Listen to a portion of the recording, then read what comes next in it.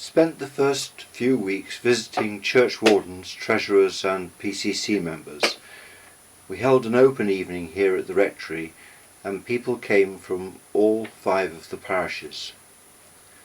Then a wider group of people through visits and sharing meals. In this land of the majors there were many retired military people, Colonels Smith, Kinsella Bevan and Kirk, Majors Hunter, Crisp and Mason, Group Captains Sawyer and Kendrick, to name but a few. On first sight the RAF types seemed more open and less stuffy than those with an army background. We also organised a Blue Peter bring and buy sale at the rectory for water aid, raising £230. After the round of harvest suppers came the Christmas fairs, and at the Mothers' Union Christmas bash someone called me Father Chris. Being unused to this, I thought she had said Father Christmas. Jan and I found a walk at Broome Common outside the benefice, where we thought we might have some anonymity. However, it was not to be, as we were soon stopped by a couple. "Aren't you the new rector of the Waveney group? We thought we recognised you from your photograph in the newspaper." Each year a pair of swans positioned their nest in the middle of a narrow path between 2 lakes, hissing at anyone who came too near, and thus making the way through inaccessible. One year Bertie thought differently, until the male swan suddenly flew at him from across the water. Here we are on Broome Common with Jan's aunts, Margaret, Celia and Elaine, who came to stay with us on a number of occasions.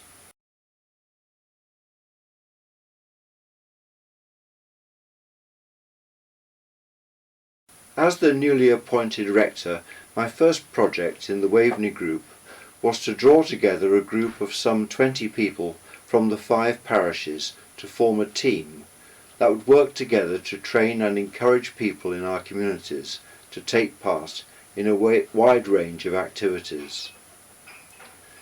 Firstly, we met to take part in the 8-week course Exploring Christian Ministry, led by Graham Reardon. Over the next year we organised 3 courses, distinctly with an audible voice, which led to the establishment of lesson reading and prayer leading rotas across the Waveney group.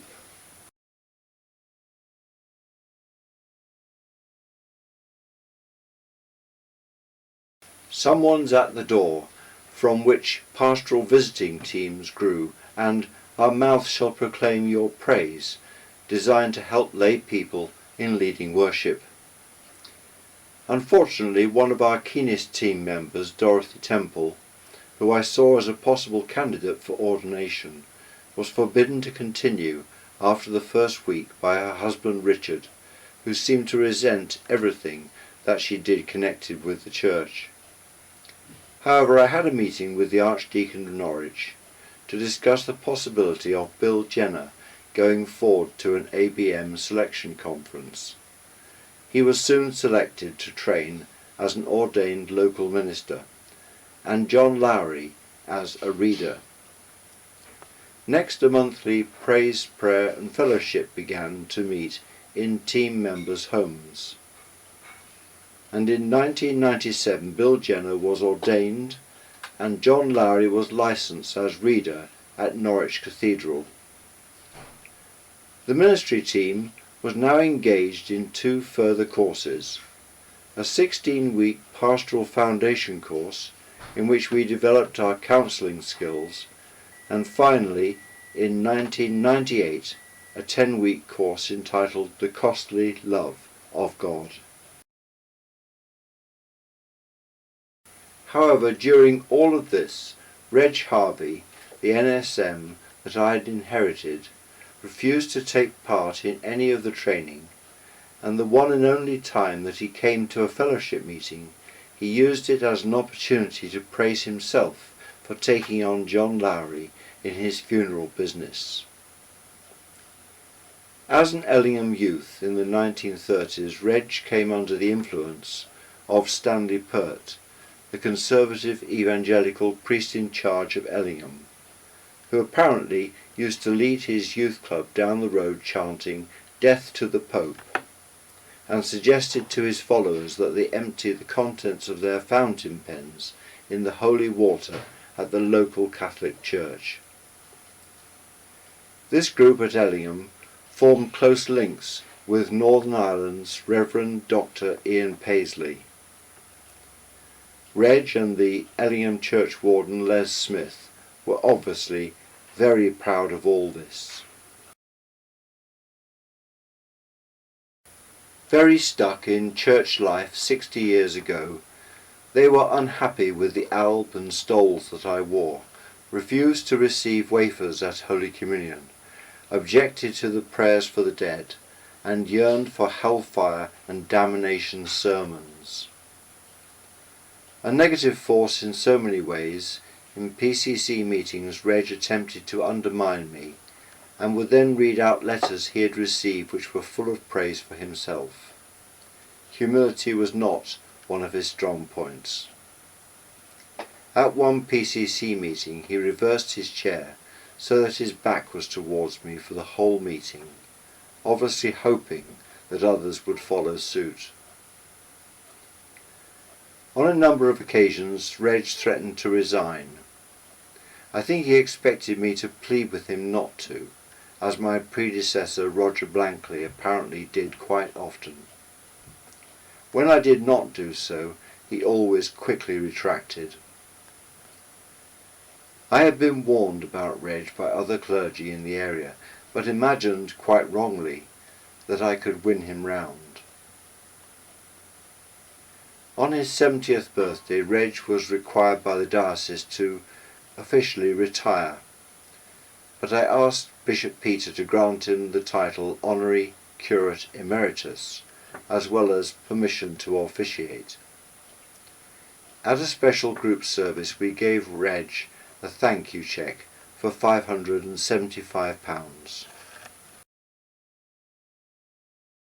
Having led a number of assemblies and attended governors' meetings at the two schools in the Waveney group, I worked with the head teachers on creating a school and family service to be held each term at both Gillingham and Ellingham churches.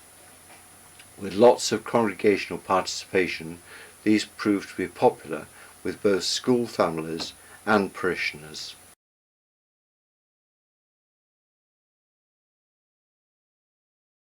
The next stage was the introduction of a holiday club in the summer holidays, and I was very fortunate to find a coordinator in one of the parents, Anne Barber. In 1994, secret agents met for a week in Geldeston Village Hall, attended by some 50 children, and helpers came from all over the group, including many who were not churchgoers.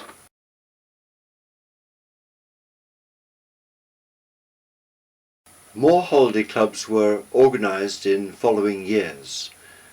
It was very tiring but so enjoyable to work with such a great team and enthusiastic children. On the Sunday following each holiday club, we all met in a church for a special group service incorporating the theme from the club. Unfortunately, Reg Harvey was not interested and organised another service in the group at the same time.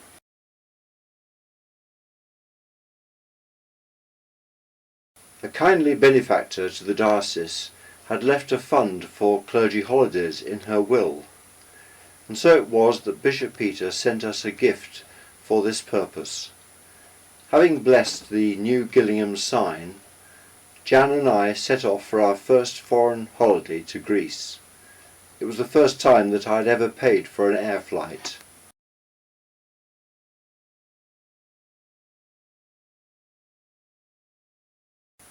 With the new forms of worship that we were developing, Jan organised a music group that comprised a quite diverse range of people, from the very nervous Chris Ward, who played the electric guitar like Hank Marvin, to the very confident Jan and Vic Kendrick, who preferred to sing the more classical style.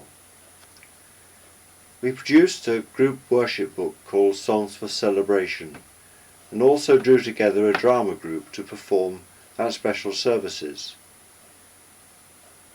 The lectern Bibles in four churches were generally in a poor state of repair, and so people were invited to sponsor new ones. These we obtained, and also a good number of pew Bibles. Unfortunately, not everyone was so keen about these developments. One Easter Sunday, Jan arrived at Geldeston Church to find a member of the choir storming out because she didn't know any of the hymns, namely, This is the Day, and even Thine be the Glory.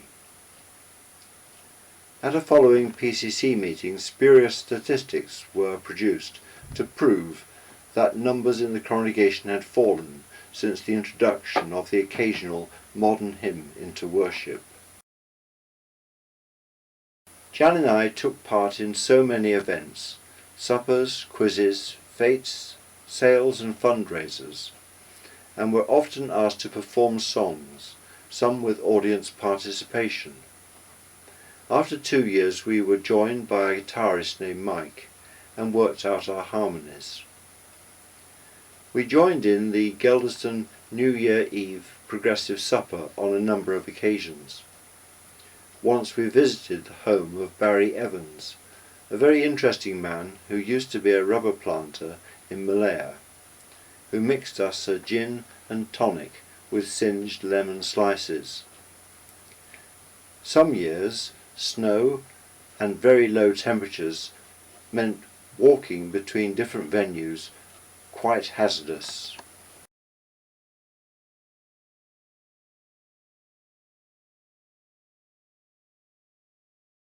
Following a group service at Gillingham Church, at which we considered Luke chapter 10, verse 29, Anne Bickmore fell off her bicycle on the way home and broke her hip. As a number of parishioners and an ambulance came to her aid, she looked up at me and said, "This is a great example of the Good Samaritan parable in practice." The Queen came to Norwich Cathedral to give out the Maundy money, and having been asked for suitable candidates, we recommended Flo Draper from Gillingham for her many years of work for the church. She thoroughly enjoyed the experience. For our 21st wedding anniversary, Jan rang the Old Feathers to book a state lunch.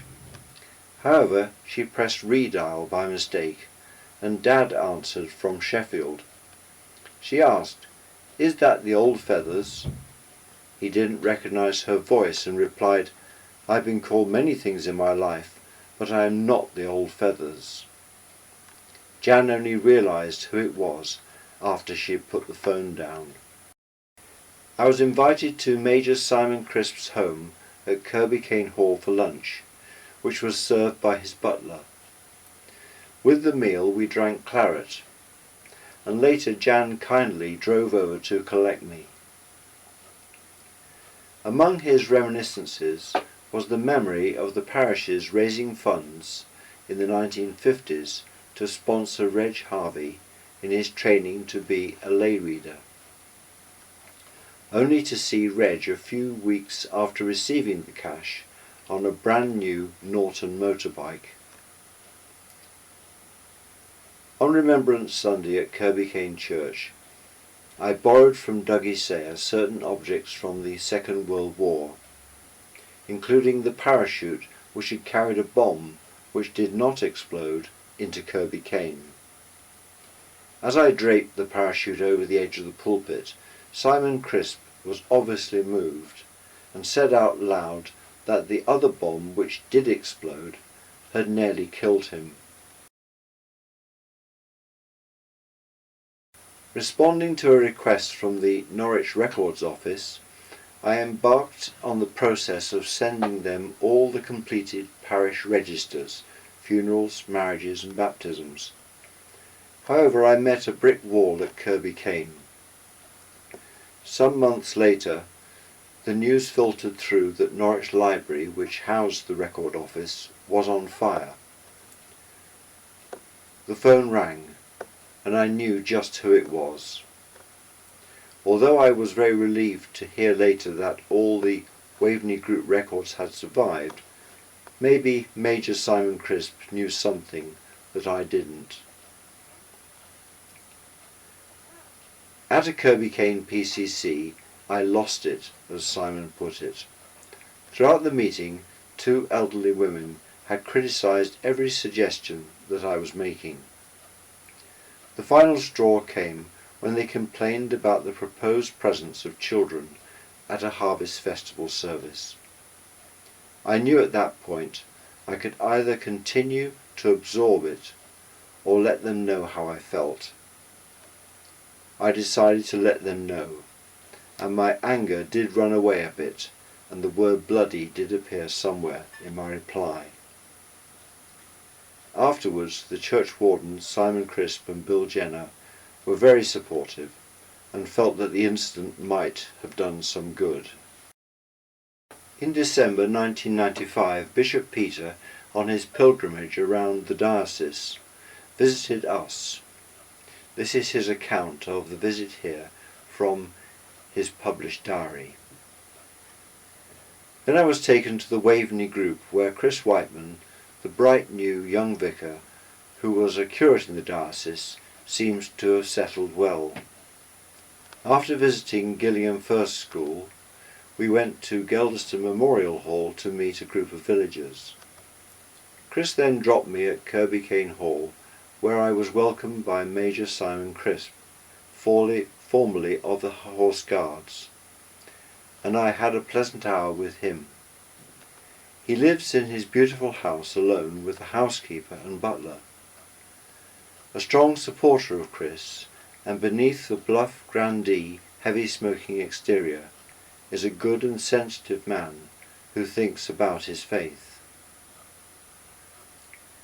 At the Wherry public house a group of parishioners gathered, and wilting by this time, I was glad of some whisky before driving through appalling conditions and sliding along country lanes to Norton Methodist Chapel in the sticks, miles from civilization it appeared.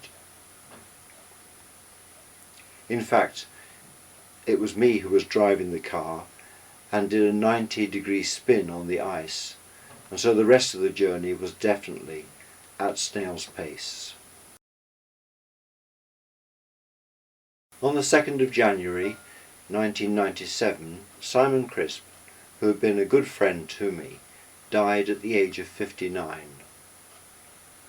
His funeral was a big affair, and many of us were very sad at his parting. The Kirby Cane church warden Hilda Wickenden and I often said to each other at the end of a conversation, "There we be," which was one of Simon's expressions. Hilda arranged for a firm to install a floor safe to contain the church silverware, which had previously been kept in Simon's house.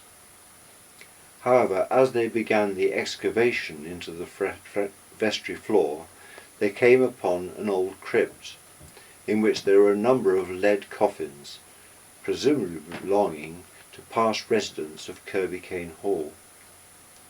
Hilda took some photographs through the hole before they sealed it, and then decided to install the safe elsewhere. Most years we attended the annual summer jazz and swing picnic at Kirby Cane Hall.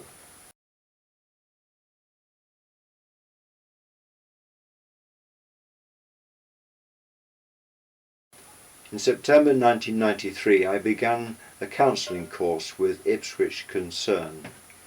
12 of us met with our tutor Joy Jeffrey for 32 weekly sessions, following through the development of human personality from birth to death. One highlight was being able to relive my life story with the help of the group, each playing the part of a significant other in my life, with me walking through from birth to death, talking to each of them and then embracing death at the end. The room was charged with emotion. It was a very moving experience. The second and third years, again each comprising of 32 weekly sessions, unfortunately had twice the number of students and so lacked the intimacy of the year one. We were also required to go into therapy with a personal counsellor and take part in several self-awareness weekends. Once our ministry team was up and running, I was asked to lead the Exploring the Christian Ministry course in several parishes around the diocese. Also, I became a tutor to a number of readers in training and led the 6-week course They Shall Be Comforted in a number of benefices. We did a house swap with Neville, recently ordained, and Dorothy Pilling, who came to stay at Geldeston Rectory for a week, leading church services on the Sunday, while we went over to the Isle of Man to stay in their home.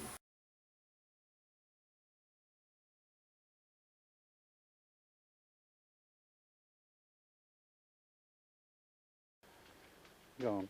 You want it now? Yeah.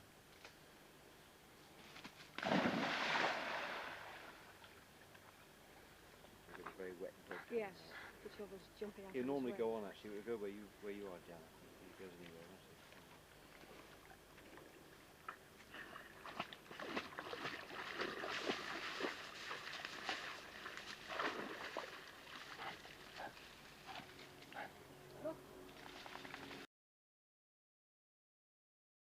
Iris Sayer had told me about a handbell group that had once thrived in Stockton, and that the bells now resided in the old rectory.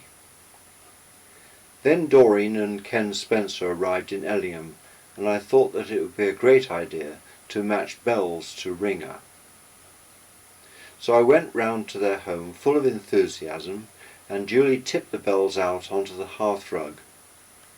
Then, as we were being treated to the sound of bells banging against each other, I noticed the look of horror in Doreen's face. I quickly learned more about the care of handbells. However, it was soon discovered that the bells were beyond economic repair anyway. But this event gave Doreen the impetus to purchase a new set of bells and start a handbell ringing group, which Jan joined.